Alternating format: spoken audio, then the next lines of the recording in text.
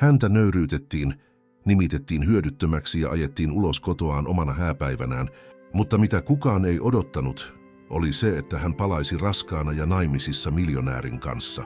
Älä ohita tätä videota, sillä tämä tarina jättää sinut sanattomaksi. Nyt ennen kuin aloitan, jos pidät tällaisesta sisällöstä, jätä tykkäys ja tilaa kanava ja kommentoi alle, mitä pidit tästä tarinasta. Mielipiteesi on meille erittäin tärkeä täällä Liikuttavia tarinoita kanavalla. Nyt voimme aloittaa. Kaupungin liikerakennuksen ylellisimmässä kattohuoneistossa ruokailuvälineiden kilinän ja 1000 sanaa painavamman hiljaisuuden keskellä Anna odotti. Oli hänen hääpäivänsä. 5. Hän oli valmistanut kaiken rakkaudella. Miehensä lempiruoka, sytytetyt kynttilät, viinilasi odottamassa, mutta paikka hänen edessään pysyi tyhjänä. Jälleen. Kun kello näytti 20:47, hän jo tiesi. Hän ei tulisi. Hän oli tuskin nähnyt miestään viime kuukausina. Hänestä oli tullut etäinen ja poissa oleva sen jälkeen, kun hän lopulta valmistui Helsingin yliopistosta. Anna tiesi, että pian hän ottaisi isänsä yrityksen haltuunsa. Hän oli työskennellyt kovasti sen eteen, ja totta puhuen Anna oli työskennellyt lähes kaksinkertaisesti auttaakseen häntä saavuttamaan tavoitteensa. Mutta hän ei koskaan valittanut ja olisi tehnyt kaiken uudelleen hänen vuokseen. Hän rakasti häntä koko sydämestään ja siihen asti oli ajatellut, että mies rakasti häntä yhtä paljon. Ja kun hän oli jo luovuttamassa odottamisesta, Mikko avasi oven ja hetken Anna ajatteli olevansa vainoharhainen. Hän oli tullut ja kaikki oli hyvin, mutta ennen kuin hän ehti huokaista helpotuksesta, Mikko asetti hänen eteensä pöydälle ruskean kirjekuoren. Lue. Anna otti kirjekuoren peläten jo sen sisältöä, ja kun hän luki ensimmäisen sivun, siinä luki avioero. Kun hän yritti ymmärtää, mitä tapahtui, Mikko sanoi kylmästi, sanoi jotain, Anna, olet tuijottanut noita papereita jo 5 minuuttia. Ehkä hän oli tuijottanut 5 minuuttia isoilla kirjaimilla kirjoitettua sanaa avioero. Mutta shokista toipuminen ei ollut helppoa. Hienon aterian sijaan hänelle oli tarjoiltu useita sivuja raakaa paljastusta, haluatko erota minusta? Hän änkytti nostaen hitaasti päätään katsoakseen häntä. Hän nojasi taaksepäin tuolissaan ja silitti lyhyitä, ruskeita hiuksiaan sormillaan. Osaatko lukea? Annan kädet tärisivät, kun hän tarttui viinilasiin ja kumosi sen, kuin juoma voisi maagisesti pyyhkiä pois tilanteen. Hän täytti lasin uudelleen ja otti siemauksen. Viini valui kurkusta alas, mutta sinne muodostunut pala vain kasvoi. Hän oli tukehtumassa, hänen sydämensä hakkasi epäsäännöllisesti. Kyynel vieri hänen poskelleen, mutta jotenkin hän esti muita valumasta. Miksi, Mikko? Tukahtunut ääni tuskin kuului hänen äänestään. Ei ollut mitään samankaltaisuutta miehen kanssa, jonka hän oli tuntenut, ja miehen kanssa, joka istui hänen edessään. Tämä Mikko hänen edessään oli kylmä ja välinpitämätön. Hänen ruskeissa silmissään ei ollut lämpöä, ja huulet, joita hän rakasti suudella, muodostivat nyt jäykän, ohuen viivan. Hän piti katseensa vielä muutaman sekunnin ennen kuin otti toisen asiakirjan salkustaan ja asetti sen Annan eteen. Miksi, kysyt vielä, lupasit minulle perillisen, muistatko? Se oli ainoa ehto, jolla vanhempani suostuivat avioliittoomme. Hän huokaisi kuulostaen melkein kyllästyneeltä. Kuitenkin 5 vuoden jälkeen et ole vieläkään antanut minulle lasta. Lisäksi testit todistavat, että et käytännössä voi saada lapsia. Hänen sanansa satuttivat enemmän kuin avioeropyyntö. Katso niitä kirottuja testituloksia, Anna. Mikko huusi osoittaen testiä, jonka mukaan Annalla oli anatomisia poikkeavuuksia. Anna jähmettyi, koska hänellä oli nämä testit, vaikka hän ei itse tiennyt niistä. Miksi sinulla on nämä? Hän kysyi. Oikeasti, Anna, etkö tiedä? Tiedät, että olen tohtori Virtasen ystävä. Hän antoi minulle tuloksesi, ja olen kiitollinen, että hän teki niin, koska meidän ei pitäisi jatkaa jotain, mikä on hyödytöntä. Ilma pakeni Annasta nopeasti. Hyödytöntä? Kutsutko rakkauttamme ja avioliittoamme hyödyttömäksi? Sanat tuskin tulivat ulos, kun julma oivallus iski häneen täydellä voimalla. Tämä rakkaus ei ollut koskaan meidän, ei voinut olla, oli vain Annan rakkaus. Halusitko minulta vain lapsen? Anna kuiskasi. Mikko tuhahti. Mitä muuta voisit antaa minulle? Sinulla ei ole nimeä, ei rahaa, ei kykyjä. Voisit antaa minulle vain lapsen ja epäonnistuit siinäkin. Kuinka voit olla niin julma? Hän kuiskasi tuskin pystyen pidättelemään paksua kyynelkerrosta, joka uhkasi pudota. Hän kiinnitti kylmät silmänsä häneen ja hymyili sarkastisesti, mikä kuulosti melkein myötätunnolta. Halusin olla rehellinen näiden 5 vuoden jälkeen. Olisitko mieluummin halunnut, että valehtelisin sinulle? Annan suu avautui, mutta sanoja ei tullut. Hän ei halunnut hänen valehtelevan hänelle, ei. Mutta nyt hänestä tuntui, että mies oli valehdellut hänelle useita kertoja koko heidän avioliittonsa ajan. Hän ei koskaan maininnut, että lapsen saaminen oli etusijalla. Nyt hänen sanansa kuulostivat siltä, että hänen vaimonaan oleminen oli etuoikeus, jonka hänen olisi pitänyt ansaita, ja hän ei ollut ansainnut sitä. Avioliitto ei ole liiketoimi, hän sanoi hiljaa. Hän päästi naurun. Päinvastoin, Anna, avioliitto on business. Toivon, että ymmärrät sen ja allekirjoitat paperit. Hän hieroi ohimoitaan. Puhutaanpa vakavasti, Anna. Minä tein kovasti töitä yliopistossa, kun sinä olit kotona. 5 pitkän vuoden ajan Anna yritti työntää vihaa mielensä pimeisiin nurkkiin, joka kerta kun hänen perheensä loukkasi häntä, joka kerta kun he nauroivat hänen vaatteilleen tai kyseenalaistivat hänen meikkinsä, joka kerta kun he pilkkasivat häntä vanhempiensa hylkäämisestä, hän kesti, koska hän ajatteli, että mies oli sen arvoinen, mutta se viha ei ollut haihtunut, se oli vain varastoitunut, ja nyt se viha muuttui raivoksi, valmiina räjähtämään. Luuletko, että olin kotona enkä tehnyt mitään? Kuka sitten laittoi ruokasi, pesi vaatteesi, silitti paitasi ja teki yliopistotyösi? Hän puristi leukansa. Myönnän, että olit joskus hyödyllinen, mutta Medeiros Corporationin toimitusjohtaja tarvitsee vaimon, joka pystyy tekemään enemmän kuin palvelijan työtä. Palvelijan voin palkata mistä tahansa. Palvelija. Katkeruus kaartoi hänen huulensa pehmeään hymyyn. Sitäkö minä olen sinulle? Palvelija, jolle sinun ei tarvitse maksaa. Hän löi nyrkillä pöytään. Voin myöntää, että nämä 5 vuotta eivät olleet kaikki huonoja, että olisin jopa voinut rakastaa sinua jossain vaiheessa, mutta meidän molempien on oltava järkeviä ja jatkettava eteenpäin. Järkeviä. Jatkaa eteenpäin. Anna sihahti, kun vihanpuuska hitaasti poltti hänen suoniaan. Hänen kätensä puristuivat nyrkkiin. Allekirjoitan ne kirotut paperit. Annan katse kääntyi viinipulloon, ja hetken hän kuvitteli rikkovansa sen miehen päähän, mutta lyöminen ja kiroaminen ei muuttaisi mitään. Hän ei rakastanut häntä. Hän ei halunnut häntä. Hän ei ollut hänelle muuta kuin vitsi. Pakottaen syvän hengityksen keuhkoihinsa, Anna otti kynän laukustaan ja kirjoitti allekirjoituksensa sinne, minne mies halusi. Anna ajatteli työntävänsä ne paperit hänen kurkkuunsa, mutta hänet tuntien hänellä oli varmuuskopio. Hampaat irvessä Anna ojensi hänelle allekirjoitetun asiakirjan, tuntien kuin jokin repisi palan hänen sielustaan. Hyvä tyttö, hän sanoi. Anna oli kuullut hänen kutsuvan häntä niin monta kertaa, mutta vasta tällä kertaa hän huomasi pilkallisen vivahteen. Hän ei voinut uskoa, kuinka tyhmä hän oli ollut. Anna pidätteli itseään hajoamasta, mutta ei antaisi hänelle sitä tyydytystä, joten hän alkoi nousta pöydästä. Vielä yksi asia, hän sanoi ja viittasi Annalle istumaan. Sinun täytyy lähteä tästä asunnosta ja sinun on tehtävä se tänään. Tänään. Anna räpäytti silmiään. Mitä? Hän puristi nenänvarttaan. Olet nyt omillasi. Olen maksanut tämän asunnon vuokran melkein vuoden. Hän valitti. Hän kohautti olkiaan. Ja nyt sinun ei tarvitse enää maksaa. Asunto on minun nimissäni. Se ei kuulu sinulle. Kuten 90% sen sisällä olevista tavaroista. Mene nyt keräämään tavarasi. Raivo nousi Annan kasvoille, mutta hän oli oikeassa. Ei ollut mitään, mitä hän voisi tehdä. Hän oli ollut sokea ja naivi, ja nyt hän oli maksamassa siitä hintaa. Puristaen leukansa Anna nousi tuolista, nosti leukansa, suoristi selkänsä ja kääntyi ovea kohti.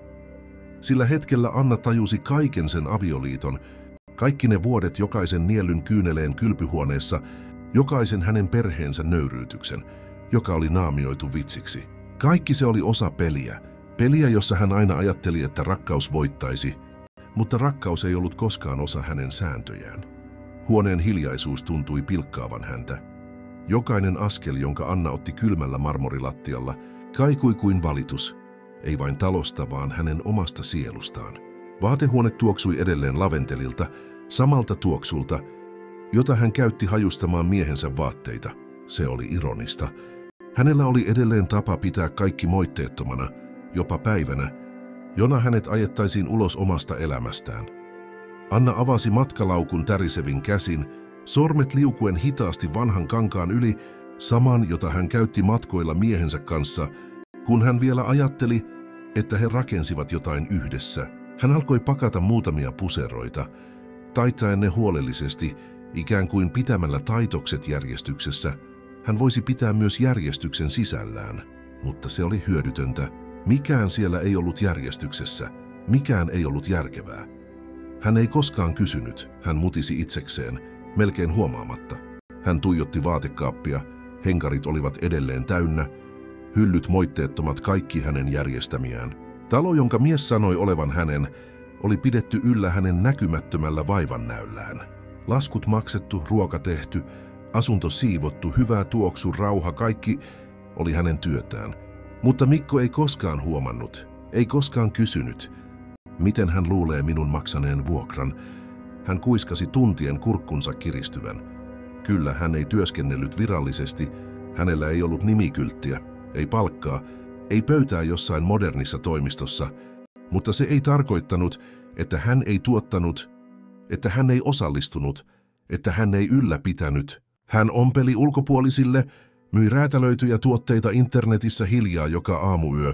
Hän laittoi jokaisen sentin erilliselle tilille, jotta ei loukkaisi miehen egoa, joka tarvitsi uskoa, että hän maksoi kaiken itse. Hän ei koskaan halunnut tietää. Hän ei koskaan kysynyt, miten vuokra maksettiin, kun hän myöhästyi siirroista.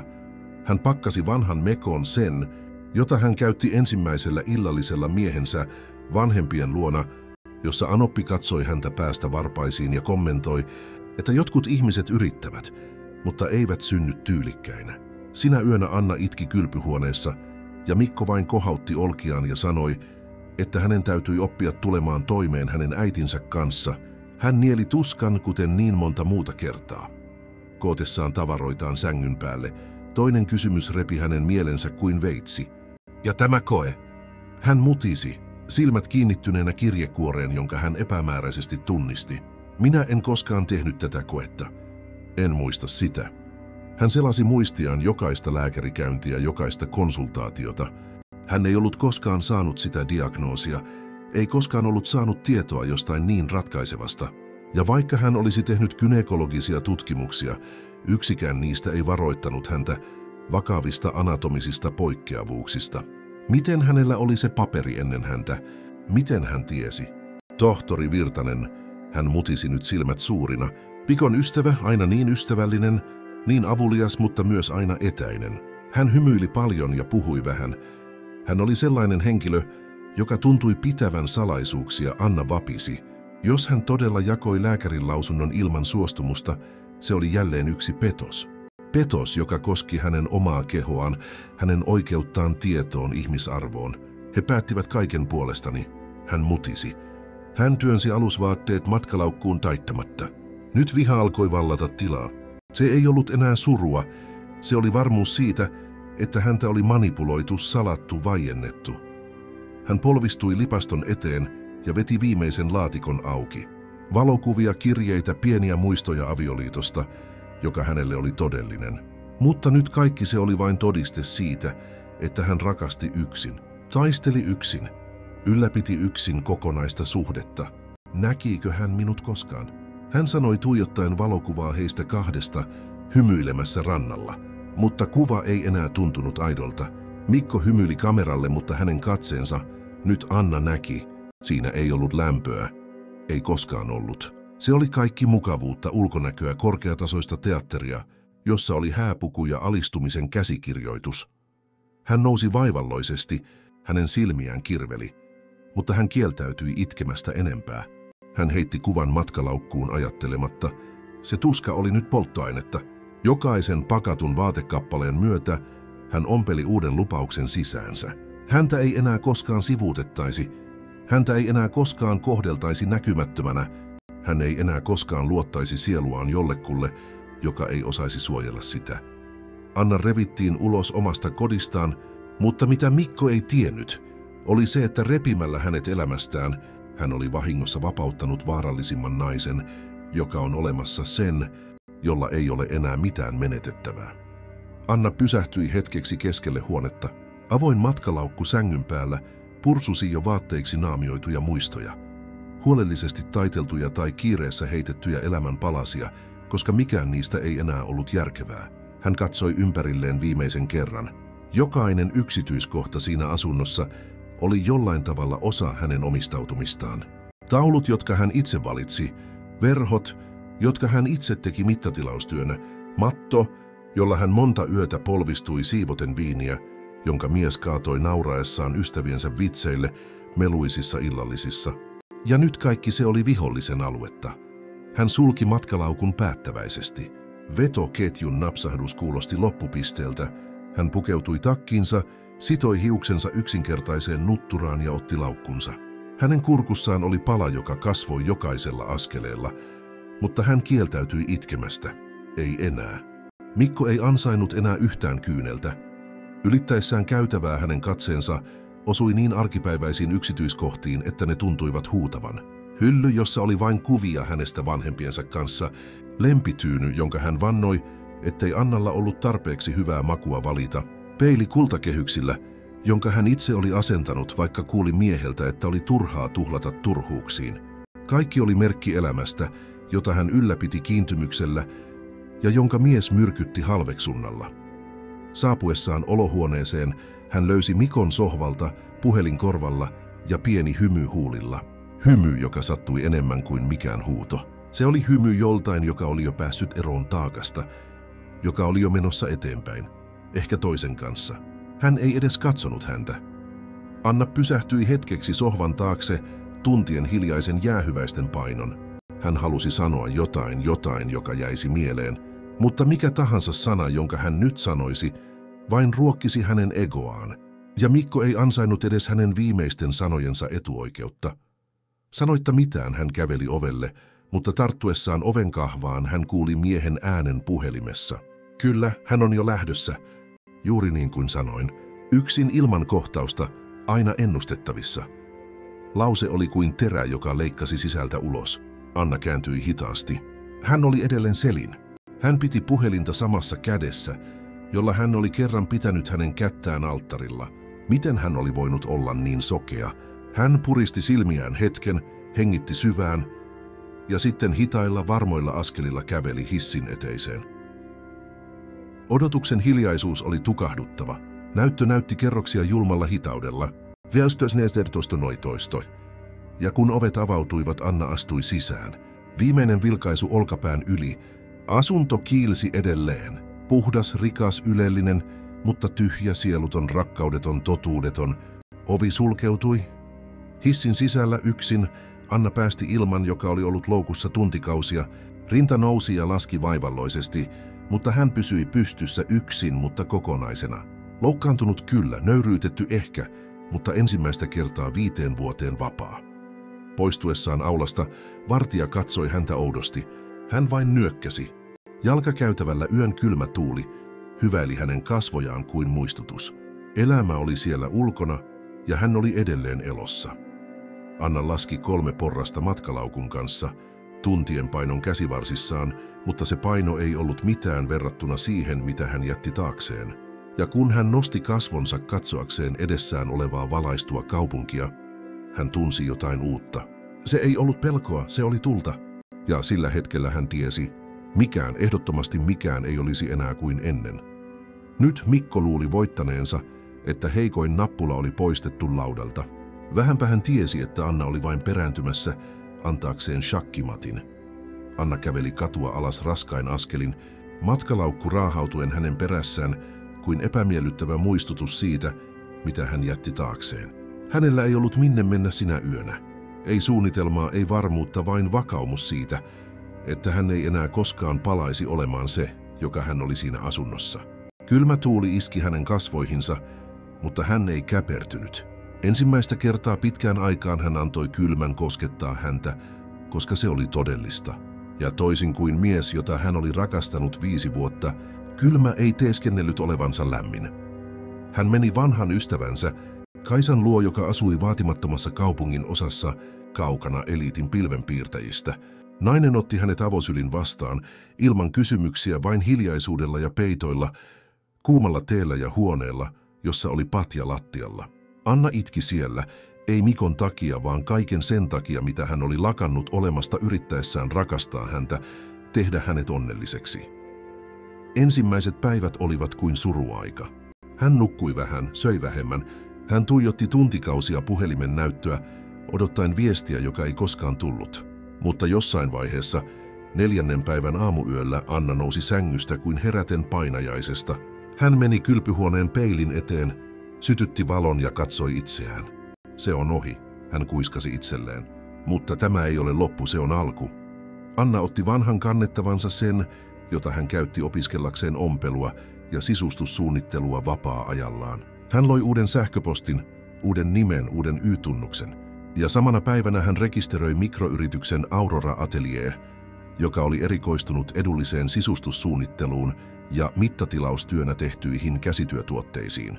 Hän käytti säästämänsä roposet, joiden Mikko sanoi hänen tuhlaavan hölynpölyyn, ostaakseen kankaita, lankoja, nappeja ja muutaman metrin pitsiä. Hän valokuvasi kaiken vanhalla puhelimellaan ja julkaisi ne huomaamattomalla sivulla sosiaalisessa mediassa. Hän ei käyttänyt koko nimeään, ei kertonut tarinaansa. Antoi työn puhua puolestaan. Ensimmäiset tilaukset olivat pieniä. Yksi asiakas pyysi räätälöityjä tyynynpäällisiä, toinen halusi muuttaa makuuhuoneen terapeuttiseksi tilaksi.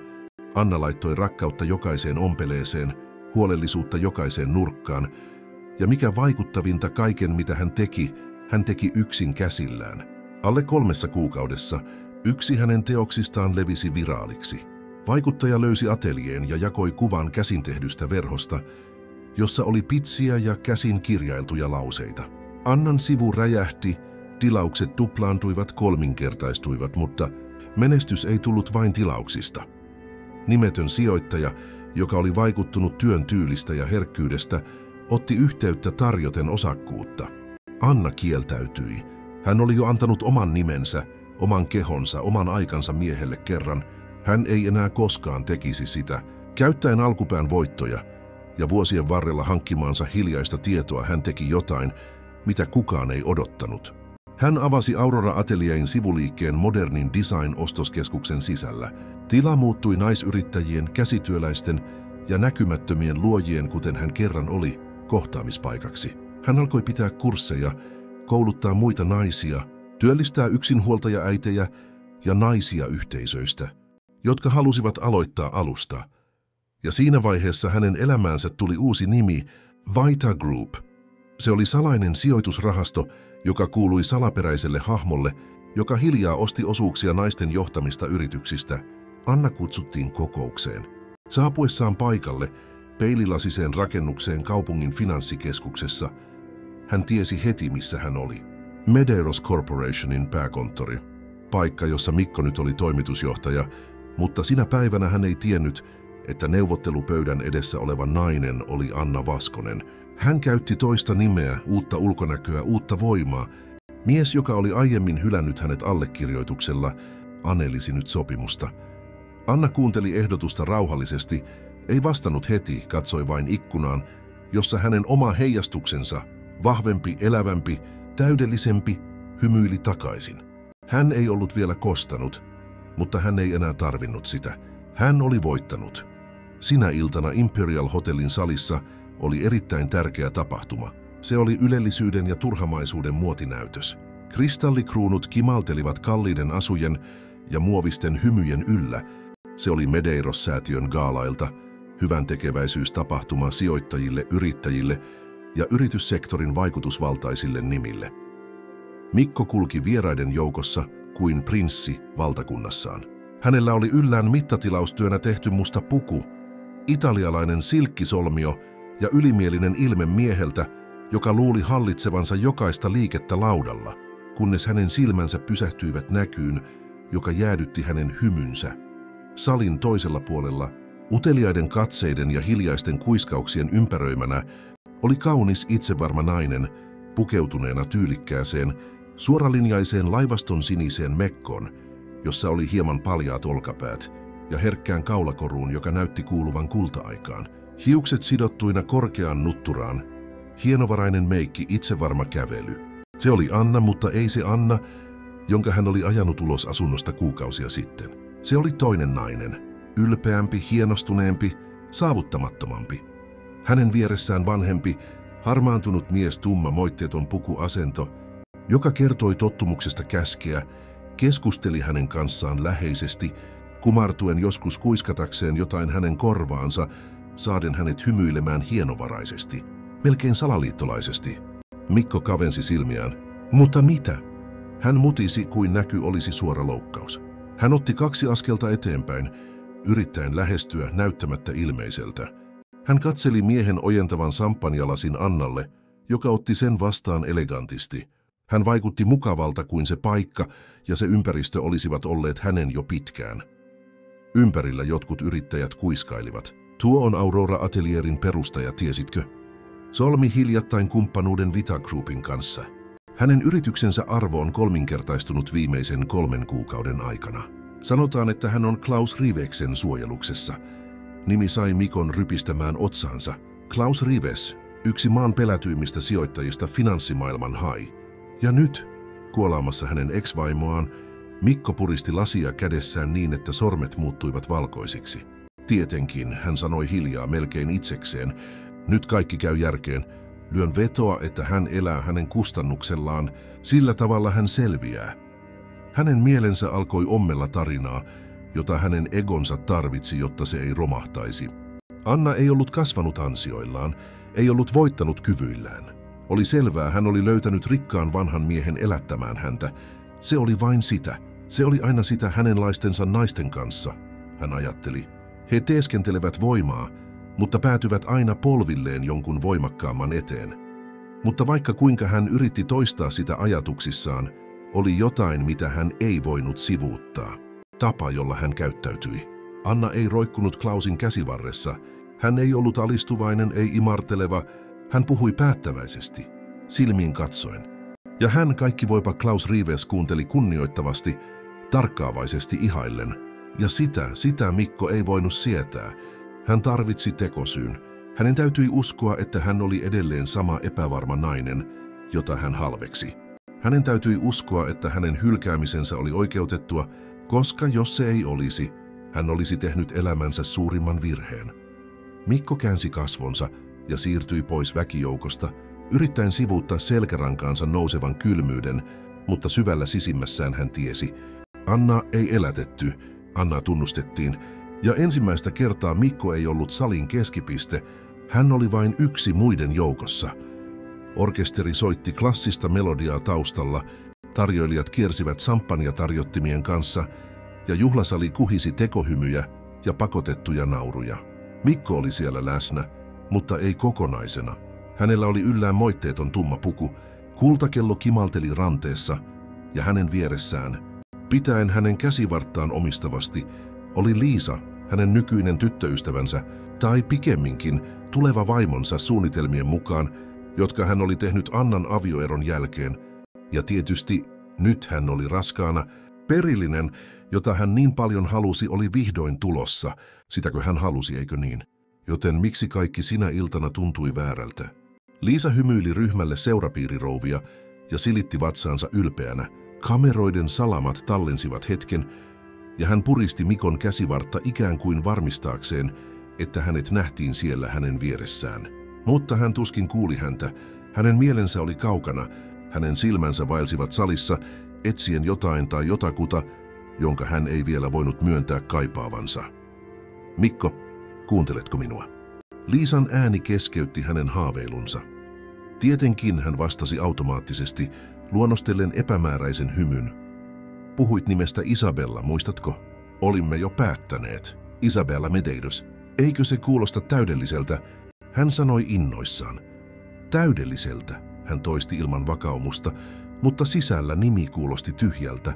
Hän katsoi ympärilleen ja näki tarjoilijan kompastuvan huomaamattomasti tarjottimeen. Heti hänen mielensä matkusti. Anna olisi noussut ennen kuin tarjoilija kaatuisi. Hän olisi pyyhkinyt lattian omalla lautasliinallaan. Hän olisi hymyillyt, jotta ei nolaisi miestä. Hän olisi hoitanut kaiken huomaamattomasti, ystävällisesti. Anna teki sellaisia asioita. Hän hengitti syvään yrittäen päästä eroon muistosta, mutta se palasi voimalla. Hän heräsi ennen häntä joka päivä. Hän valmisti hänen kahvinsa oikein, ilman sokeria, vain ripauksella kanelia, juuri niin kuin hän piti. Hän korjasi hänen solmionsa ennen kokouksia, laittoi lappuja hänen salkkuunsa. Kun hän oli hermostunut, muisti hänen sihteerinsä syntymäpäivän, kun hän unohti. Anna täytti tyhjiöt, joita hän ei edes tiennyt olevan olemassa. Nyt hänen vieressään Liisa odotti vain, että salamat tallentaisivat parhaan kulman tiukasta mekosta ja alkavasta raskausvatsasta. Hän ei ollut kiinnostunut yksityiskohdista, ei koskaan tarjoutunut silittämään paitaa. Hän ei koskaan nähnyt häntä väsyneenä miehenä, vain palkintona, jota esitellä. Mikko nosti lasin huulilleen, mutta samppanjan maku oli karvas. Melkein yhtä karvas kuin syyllisyys. Anna tiesi, kun hän tuli kotiin jännittyneenä, vain siitä, miten hän laski avaimet pöydälle. Hän kuuli häntä, vaikka hän ei sanonut mitään. Hän tiesi, milloin jättää hänet yksin ja milloin vetää hänet lähelle. Hän tiesi, milloin hän tarvitsi hiljaisuutta ja milloin hän tarvitsi syliä. Hän oli siellä aina ollut, ja hän hylkäsi hänet kuin hylätään esine, joka on lakannut palvelemasta. Ja nyt hän oli siellä naisen vieressä, joka tuskin tiesi, missä hän säilytti sukkiaan odottaen tytärtä, joka kantaisi hänen nimeään, mutta jolla ei olisi kotona sitä hiljaista suloisuutta, jota Anna tarjosi vaatimatta mitään vastineeksi. Anna olisi ollut uskomaton äiti, hän ajatteli rintapuristuksissa. Mikko hieroi kasvojaan yrittäen torjua katumusta, mutta se oli juurtunut. Siitä ei voinut paeta, koska hän tiesi kaikilla kirjaimilla. Hän oli valinnut väärän naisen vääristä syistä ja menettänyt ainoan henkilön, joka todella rakasti häntä ilmaiseksi. Musiikki vaihtui, tunnelma jatkui juhlallisena, mutta Mikko oli liikkumaton. Hänen silmänsä olivat kiinnittyneet yläpuolella olevan kattokruunun heijastukseen, joka ei enää valaissut mitään voittoa, vain miehen kasvot, jolla oli kaikkia, joka ei osannut nähdä. Ja ainoa asia, mitä hän pystyi ajattelemaan, oli: Anna ei koskaan tarvinnut minua, mutta minä tarvitsin häntä, ja en tiennyt. Anna jatkoi matkaansa ja hänen liiketoimintansa menestyi yhä paremmin, ja hänestä tuli yhä tunnetumpi ja ihaillumpi. Muutama kuukausi kului. Anna meni tapahtumaan, jossa hänet nimettäisiin kansainvälisesti kunnioitettavaksi. Tänä aikana hänen nousunsa kaiut alkoivat saavuttaa paikkoja, joissa aiemmin oli vain halveksuntaa. Ja juuri yhtenä niistä illoista Medeiros Corporationin yhden sponsorin järjestämässä gaalaillallisessa Mikon perhe alkoi tuntea oman myrkkynsä painon. Beatrice, Mikon äiti, kulki pöytien välissä rubiininpunaisessa mekossaan, hymyillen vieraille kuin olisi edelleen imperiumin kuningatar, jota Anna oli kerran auttanut pitämään pystyssä. Jessica sisko istui pöydän päässä, selaten hajamielisesti puhelintaan, kyllästyneenä puheisiin. Liisa, Mikon nykyinen raskaana oleva vaimo, esitteli vatsaansa ja sormustaan kuin palkintoja ystävien ympäröimänä, jotka kehuivat hänen uutta elintasoaan. Mutta kaikki muuttui, kun ryhmä toimittajia ylitti salin ja asettui suuren näytön eteen taustalla. Hyvät naiset ja herrat, esittelemme nyt naiset, jotka muuttavat 2025 palkinnon finalistien listan, ja tänä vuonna eniten ääniä saaneiden joukossa on hän, Anna Vaskonen. Kuva ilmestyi terävänä näytölle. Anna vaaleassa blazerissa ja kevyessä hymyssä, kävelemässä kirjahyllyjen ja liike-elämän paneelien välissä. Sali siihen asti meluisa hiljeni, ja sitten tulivat kuiskaukset. Näitkö? Se on Mikon ex. Hänen sosiaalinen projektinsa kopioidaan ulkomailla, ja ajatella, että hänen anoppinsa sanoi, ettei hän kelpaa edes järjestämään kahvipöytää. Beatrice punastui, yritti nauraa, yritti näyttää siltä, ettei välittänyt, mutta hänen silmänsä eivät voineet irrottaa näytöstä. Jessica jähmettyi, kynnet painautuivat tuolin käsinojaan. Liisa puolestaan teeskenteli välinpitämättömyyttä, mutta tärisevät kädet lasin päällä paljastivat epämukavuuden. Silloin yksi viereisen pöydän vieraista, vaikutusvaltainen pankkiiri, joka tunnettiin terävästä kielestään, kommentoi riittävän kovalla äänellä, jotta he kuulivat. Muistan, kun sanottiin, että tämä tyttö oli mitätön. Nyt hän muovaa markkinoita ja istuu pöydässä ministerien kanssa. Todellakin, se nauraa, joka viimeksi nauraa. Sanat putosivat kuin pommit. Beatrice, Tietämättä miten reagoida, puristi lautasliinaa käsissään. Sisällä häntä nieli häpeä. Kerran hän osoitti Annan yksinkertaista mekkoa ja sanoi, että se näytti alennusmyymälän vaatteelta. Nyt tunnetut suunnittelijat kopioivat Annan tyyliä kokonaisissa mallistoissa. Mikko, hiljaa vaimonsa vieressä, katseli kaikkea ja näki ensimmäistä kertaa perheensä kohtaavan palautetun halveksunnan karvaan maun. Ei huudoilla, ei skandaaleilla, vaan kunnialla. Anna ei kostanut. Annan ei tarvinnut laskeutua heidän tasolleen. Hän vain nousi niin korkealle, että nyt he tuskin pystyivät tavoittamaan häntä silmillään. Niin jatkui Annan elämä palkintojen ja tärkeiden luentojen parissa. Useimmissa niistä Mikko aina tarkkaili häntä. Toinen tapahtuma alkoi, kun seremoniamestari ilmoitti lujalla ja innostuneella äänellä: "Hyvät naiset ja herrat, pyydän huomiotanne lavalle. Nyt esittelemme Uusien polkujen säätiön uusimman kumppanin, joka on vastuussa innovatiivisesta projektista naisten kouluttamiseksi ja uudelleen integroimiseksi työmarkkinoille. Kanssanne Anna Vaskonen." Yleisö taputti, jotkut innostuneesti, toiset vain protokollan vuoksi. Mutta Mikko jähmettyi. Hänen koko kehonsa jäykistyi. Ei voi olla. Nimi kaikui kuin ukkonen keskellä salia, Anna Vaskonen, ja aplodien ääni vaimeni kasvavan surinan alle, joka valtasi Mikon korvat. Hänen vieressään Liisa selasi puhelintaan, hajamielisenä kuten aina. Hän ei edes huomannut miehensä katseen nousevan hitaasti, täynnä epäuskoa ja huimausta. Ja sitten hän ilmestyi. Anna käveli lavalla varmoin, kevyin askelin, huokuen hiljaista itseluottamusta, joka ei pyytänyt lupaa. Se pakotti läsnäolon. Tyylikäs musta mekko myötäili hänen kurvejaan hillitysti ja hienostuneesti. Hiukset, sidottuina matalaan nutturaan, jättivät näkyviin herkät korvakorut ja kasvot, jotka eivät enää kantaneet kaunaa, vain voimaa. Hänen silmänsä vaelsivat salissa pelottomasti, kiireettömästi. Ja sitten, hetken, ne kohtasivat. Anna näki Mikon ja hymyili, mutta ei kaipauksen tai tuskan hymyä. Se oli tyyni, kypsä hymy, sellainen hymy, joka sanoo: "Selvisin sinusta." Mikko tunsi kurkkunsa kuivuvan. Käsi puristi lasia niin voimakkaasti, että lasi särkyi hänen sormiensa välissä. Hänen sydämensä hakkasi epäsäännöllisesti, kuin hänen koko kehonsa yrittäisi varoittaa häntä, että se hetki muuttaisi kaiken. Anna alkoi puhua: "Hyvää iltaa kaikille. On kunnia olla täällä. Jonkin aikaa sitten minäkin olin eksyksissä, näkymätön kuten niin monet naiset, jotka rakastavat, jotka hoitavat, jotka rakentavat ja jotka jätetään taakse kuin olisivat kertakäyttöisiä. Mutta me emme ole kertakäyttöisiä. Me olemme voimanpesiä. Ja mitä me teemme tällä projektilla, on todistaa tuloksilla ja ihmisarvolla, että uudelleen aloittaminen ei ole häpeä, se on voimaa." Sali oli täysin hiljainen. Jokainen hänen sanansa upposi Mikkoon kuin tikari. Hän ei ollut siellä säälittävänä selviytyjänä. Hän oli siellä johtajana, yrittäjänä, symbolina. Anna oli nyt se, mitä hän aina kielsi hänen voivan olla, joku hänen vaimonsa lisäksi. Liisa huomasi hänen epämukavuutensa ja tökkäsi hänen käsivarttaan. Mikko ei vastannut. Hän jatkoi tuijottamista, kun Anna kiitti aplodeista ja laskeutui lavalta. Yrittäjien ja toimittajien ympäröimänä, jotka lähestyivät häntä innostuneesti. Ja sitten hän näki, sama mies toisesta juhlasta, vanhempi moitteettomassa puvussa ja vaikuttavalla läsnäololla, ojensi kätensä Annalle.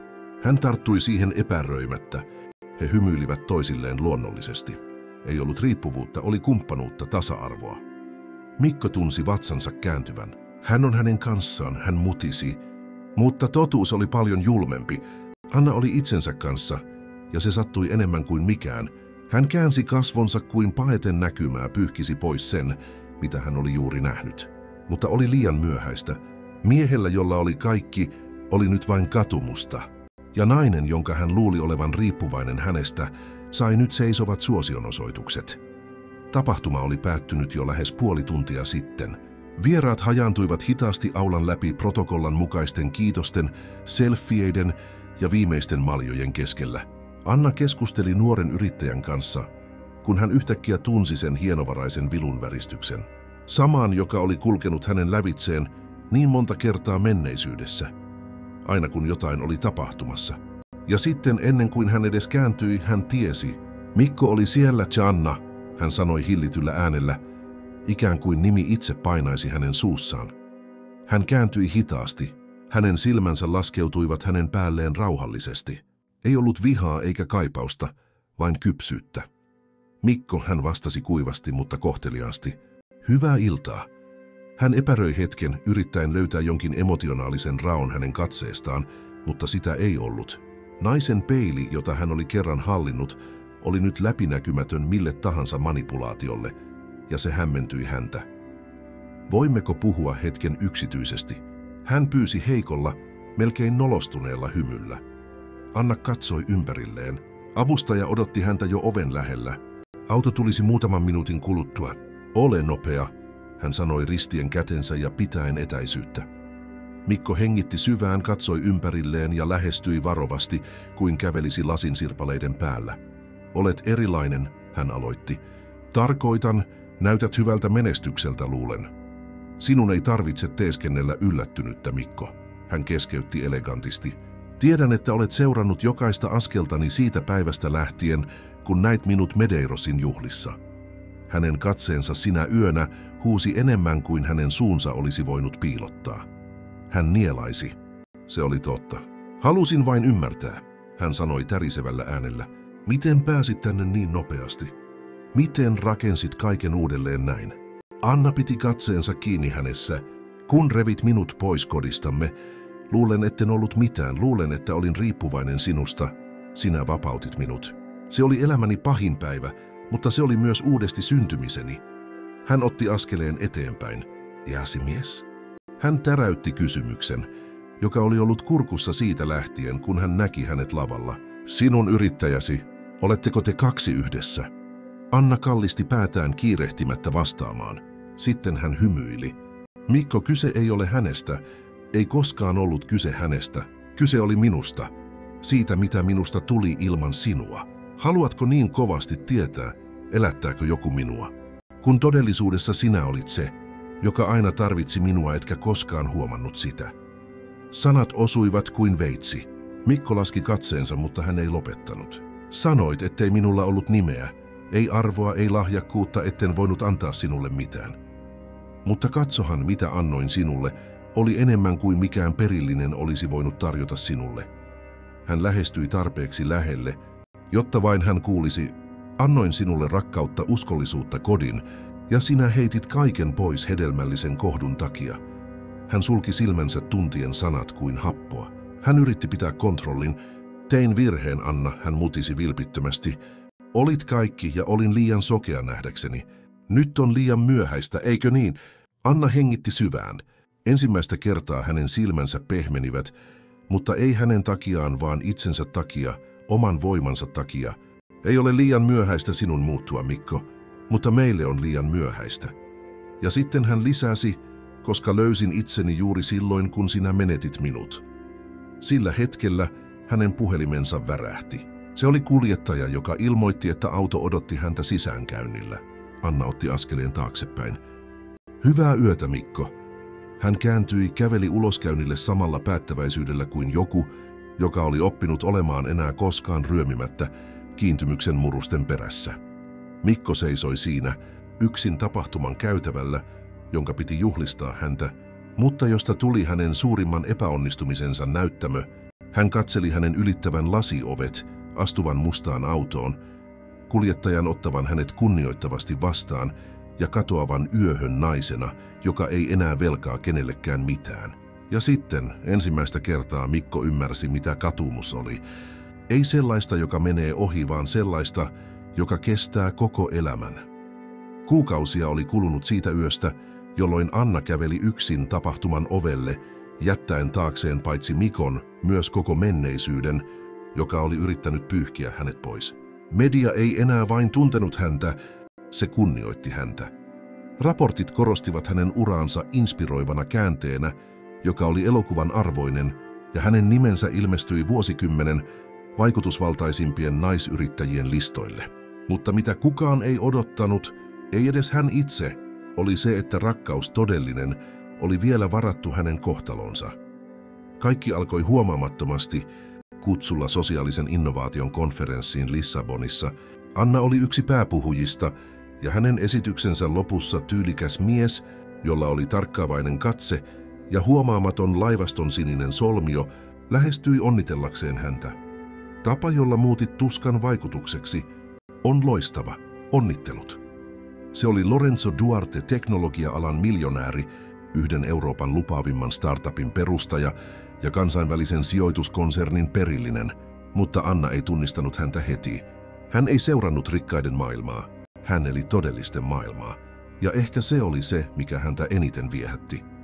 Keskustelu heidän välillään sinä yönä kesti yli 3 tuntia. Sitten tulivat kutsut, kahvi Lissabonissa, illallinen Barcelonassa, viikonloppu keskustellen sosiaalisista syistä konferenssissa Oslossa, ja huomaamattaan Anna huomasi olevansa mukana, ei numeroissa, vaan jonkun kanssa, joka katsoi häntä kuin hän olisi ainoa henkilö huoneessa.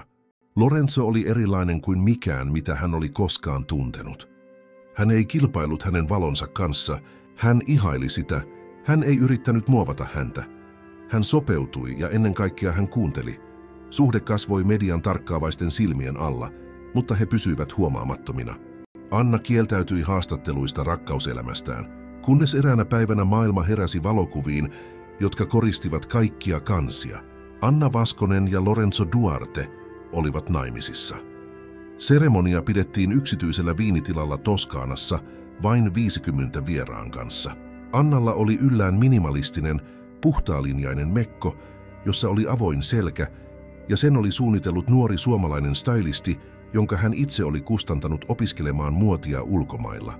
Vihkisormukset oli veistetty valkokullasta, ja niihin oli kaiverrettu huomaamattomasti sanat tasa-arvossa. Se oli ensimmäinen kerta, kun Anna sanoi kyllä. Ilman pelkoa, ilman epäilystä, ilman epätasapainoa. Siinä alttarilla auringonlaskun aikaan, hiljaisten viinitarhojen ja huomaamattomien aplodien keskellä, Anna katsoi Lorenzoa ja tiesi. Nyt hän rakasti uudelleen, mutta tällä kertaa kokonaisena naisena. Ja Mikko, hän näki kaiken, valokuvat, videot, todelliset hymyt. Hän näki Annan käsikynkässä miehen kanssa, joka kunnioitti häntä, joka juhli häntä. Hän näki, mitä menetti, ei hiljaisuudessa, vaan maailman silmien alla. Ja sitten hän ymmärsi kerralla, että Anna ei ollut vain voittanut. Hän oli kirjoittanut tarinansa uudelleen onnellisella lopulla ja toisella sukunimellä. Palkintojen jakopäivä saapui. Geneven kansainvälisen sosiaalisen innovaation huippukokouksen sali oli täpötäynnä. Valtionpäämiehet, monikansallisten yritysten toimitusjohtajat, hyväntekijät kaikkialta maailmasta ja suurimpien viestintäverkkojen toimittajat istuivat kirurgisen tarkasti asetelluilla paikoilla. Ilmassa oli kunnioitusta, odotusta, historiaa, joka oli tapahtumaisillaan. Anna ylitti sinisen maton rauhallisin askelin. Hänellä oli yllään valkoinen virtaava silkkimekko, joka piirsi kevyesti hänen kasvavan vatsansa kaaren. Hiukset sidottuina tyylikkääseen nutturaan, pehmeä meikki ja kiilto silmissä, jota mikään keinovalo ei voisi jäljitellä. Hänen vieressään Lorenzo, huomaamaton, elegantti katse kiinnittyneenä häneen, kuin hän olisi hänen suurin palkintonsa. Hän ei johtanut häntä kuin palkintoa. Hän seurasi häntä ylpeydellä, rakkaudella. Hyvät naiset ja herrat, ilmoitti ranskalaista aksenttia puhuva seremoniamestari innostuneesti. On kunnia luovuttaa maailmanlaajuinen sosiaalisen muutoksen palkinto yrittäjä ja Aurora-instituutin perustaja Anna Vasconen Duartelle. Sali puhkesi suosionosoituksiin ja sillä hetkellä valtameren toisella puolella, kylmän ja hiljaisen kartanon olohuoneen television edessä, Beatrice, Jessica ja Mikko katsoivat suorana, istuen vierekkäin. Ei sanaakaan sanottu, vain aplodien ääni, samanaikainen tulkkaus ja puristava sydän. Beatrice, kerran ylpeä, puristi nenäliinaa huuliaan vasten. Hän muisti nuoren naisen, jota hän pilkkasi vaatteistaan, liian vaatimattomista, sukunimen puuttumisesta, siitä, ettei hän osannut käyttäytyä. Nyt siellä hän oli seisten ja puhuen maailman johtajille 3 kielellä ja raskaana lapsesta, joka kasvaisi kodissa, jossa rakkaus ei olisi ehdollista. Anna piti pokaalia käsissään, mutta ennen kuin hän puhui, hän laski sormensa vatsalleen ja katsoi sitten yleisöön kuin katsoisi menneisyyteen, ilman kaunaa, mutta auktoriteetilla. Pitkään minulle sanottiin, etten ollut riittävä, ettei minulla ollut nimeä, ei arvoa, ei tarkoitusta. Mutta löysin pohjalta, että naisen voima ei tule siitä, missä hän syntyy, vaan siitä, missä hän päättää syntyä uudelleen.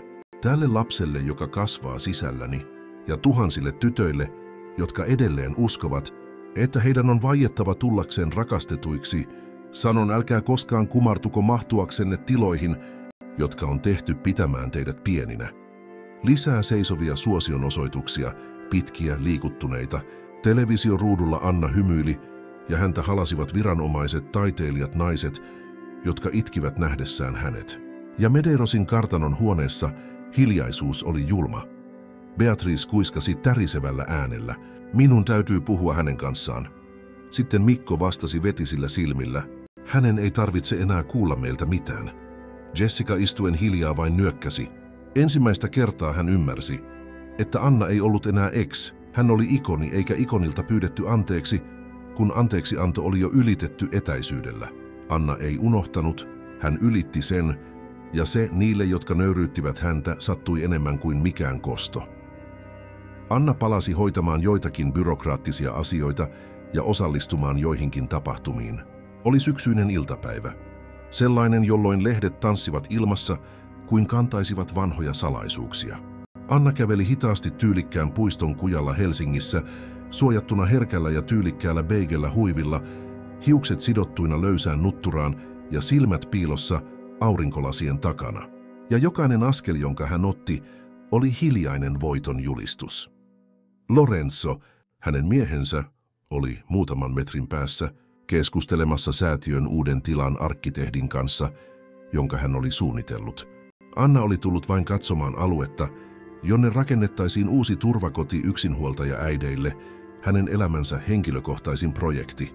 Hänen elämänsä oli nyt täynnä tarkoitusta, ja siellä rauhan ja jälleenrakennuksen näyttämöllä kohtalo päätti risteyttää polkuja. Mikko ilmestyi kadun toiselta puolelta, poistuen kiireisesti kahvilasta, jossa hän oli juuri päättänyt liikenneuvottelun. Hän oli väsyneempi, selvästi vanhentunut, vaikka nuoruus oli edelleen läsnä piirteissä. Hänellä oli puku päällä kuten aina, mutta ilman entistä kiiltoa. Ja kun hän nosti silmänsä, hän näki hänet. Hän pysähtyi välittömästi. Maailma ympärillä hidastui. Anna. Mikon hengitys salpautui. Keho jähmettyi.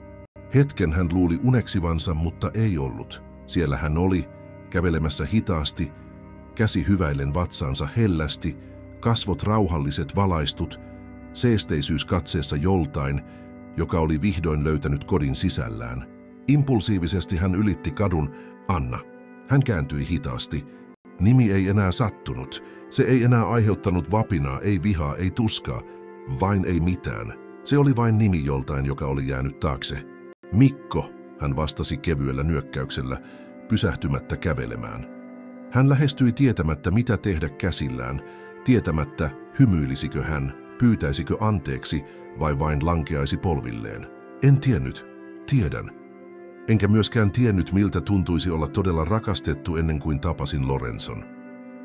Hänen nimensä mainitseminen sai Mikon kääntämään katseensa. Oletko onnellinen? Hän kysyi, vaikka tiesi jo vastauksen. Anna tunsi paljon. Anna laski kätensä vatsalleen. Näyttää siltä, että kokeessa, jota en edes muista tehneeni, oli jotain vialla. Hän hymyili, ei provosoivaa hymyä, vaan hellyyttä, täydellisyyttä. Mikko nielaisi. Ei ollut enää mitään sanottavaa. Hiljaisuus heidän välillään sanoi kaiken. Halusin vain, hän yritti äänipettäen, sanoa sinulle, että ajattelen sinua edelleen joka päivä ja kadun. Anna hengitti syvään. Hänen silmänsä kiinnittyivät hänen silmiinsä hetkeksi. Hän ei enää nähnyt miestä, jota hän oli kerran rakastanut. Hän näki vain miehen, joka opetti hänelle tuskallisimmalla tavalla, kuinka vahva hän oli. Katumus on yksinäinen paikka, Mikko. Ja siellä sinun on opittava elämään nyt, hän sanoi lempeästi ilman kaunaa. Hän pysyi hiljaa ja sitten hän lisäsi, mutta olen kiitollinen, koska jos et olisi jättänyt minua, en olisi koskaan päässyt tänne. Hänen takanaan Lorenzo lähestyi hymyillen. Kun hän saapui, hän kietoi sormensa hänen sormiinsa luonnollisesti. Hän laski toisen kätensä hänen vatsalleen ja suuteli häntä ohimoon kuin suojelisi kokonaista universumia. Onko kaikki hyvin täällä? Hän kysyi katsoen Mikosta Annaan. Kaikki hyvin, Anna vastasi päättäväisesti, vain vanhan luvun päättäminen. Hän otti askeleen eteenpäin ja pysähtyi sitten hetkeksi. Näkemiin, Mikko. Ja sen sanottuaan hän kääntyi. Hän käveli Lorenzon vieressä pysäköidylle autolle, miehen käsi hänen vyötäröllään, maailma heidän edessään avoimena kuin lupaus. Mikko seisoi siinä, niellen yksinäisyyttä, tuntien menetetyn karvaan maun. Hän katseli, kunnes auto katosi kauas, ja siinä seisten hän tajusi, että se vauva, se nainen, se tulevaisuus eivät koskaan olisi hänen, koska rakkaus, jota Anna nyt kantoi, oli liian kokonainen palatakseen takaisin. Elämä jatkui, juhlat ja tapahtumat aina hänen läsnäolollaan. Hyväntekeväisyyskoktailin huone oli täynnä pehmeitä ääniä, ranskalaista samppanjaa ja harjoiteltuja hymyjä. Tapahtuma oli rajoitettu yksinomaan suurille sijoittajille ja Anna Vaskonen Duarten johtaman uuden sosiaalisen vaikutusohjelman kunniavieraille. Se oli hänen ensimmäinen julkinen esiintymisensä kansainvälisen palkintoseremonian jälkeen Genevessä ja ensimmäinen synnytyksen jälkeen. Lorenzo seurasi häntä kuten aina, huomaamaton ja tarkkaavainen. Käsi lepäsi hellästi hänen selällään, ikään kuin sanoen sanoitta, olen täällä ja tulen aina olemaan. Annalla oli yllään vaalea tyylikäs ja moderni housupuku, hiukset sidottuina matalaan nutturaan ja kiilto silmissä naisella, joka oli juuri saavuttanut rauhan.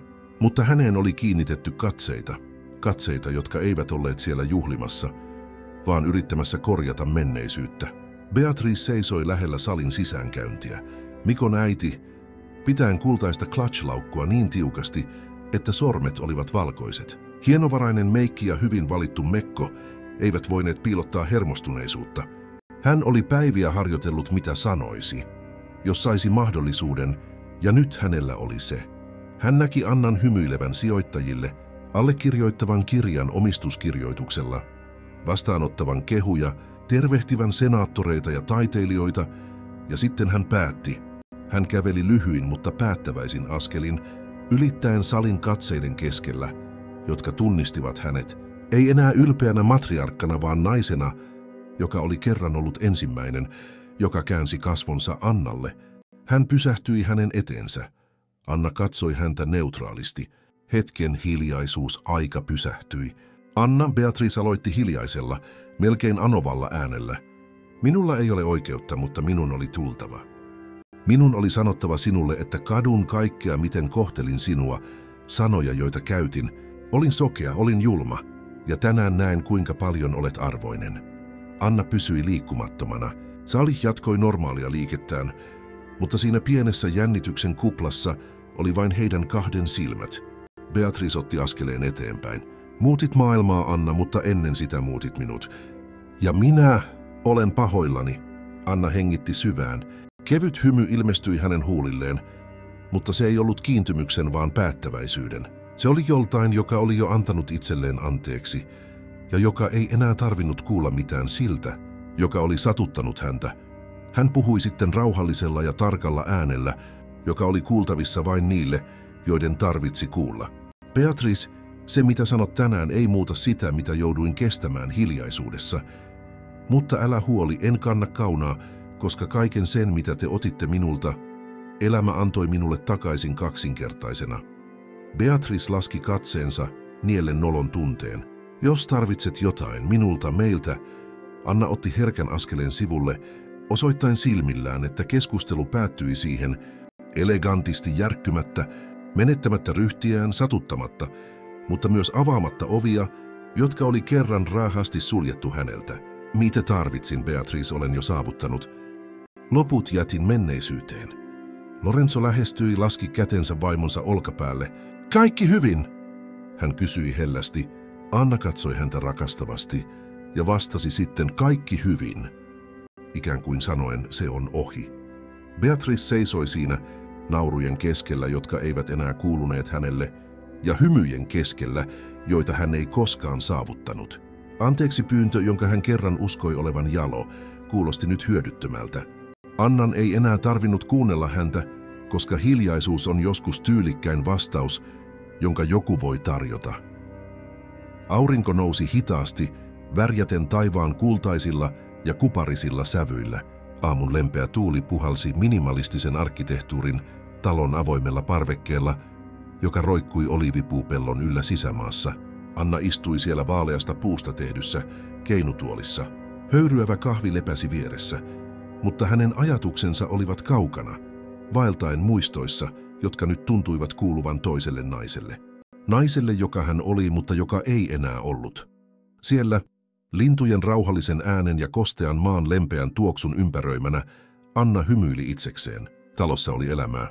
Vauva kasvoi rauhassa omassa ajassaan, ja kaikkein kauneinta oli, että tämä elämä oli syntynyt hänen sisällään, ja vain hän tiesi, kuinka tuskallista oli kuvitella, ettei hän pystyisi olemaan äiti. Naimisissa Lorenzo Duarten kanssa, miehen, joka ei vain uskonut häneen, vaan juhli häntä, Anna oli löytänyt rakkauden uudelleen ilman, että hänen tarvitsi pienentää itseään. Hänen kanssaan ei ollut pelkoa, ei piilotettua sopimusta, ei kultasormusten alle kätkettyjä vaatimuksia. Lorenzo rakasti häntä sellaisena kuin hän oli, vahvana, sitkeänä, vapaana.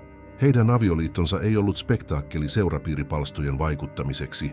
Se oli intiimi, vilpitön, todellinen, yksinkertainen, puinen alttari vuosisatoja vanhojen puiden keskellä, kuiskatut valat iltahämärässä ja yksi ainoa varmuus. He valitsivat toisensa rakkaudesta ja vapaudesta. Sillä hetkellä Anna selasi pientä laatikkoa vanhoja kirjeitä. Ne olivat lappuja, jotka hän oli kirjoittanut itselleen jälleenrakennusprosessin aikana. Sanoja voimasta, rohkeudesta, uudesta alusta. Yhdessä niistä luki, eräänä päivänä olet oma vastauksesi. Hän hymyili. Nyt hän tiesi, se oli se. Hänestä oli tullut oma vastauksensa. Samaan aikaan, valtameren toisella puolella, Mikko katseli tablettinsa näyttöä toimistonsa pöydällä. Ilmoitus ilmestyi kansainvälisen talouslehden kannen kuvalla. Anna Duarte, nainen, joka mullisti naisyrittäjyyden tarkoituksella. Kuvassa Anna poseerasi Lorenzon vieressä poikansa sylissään.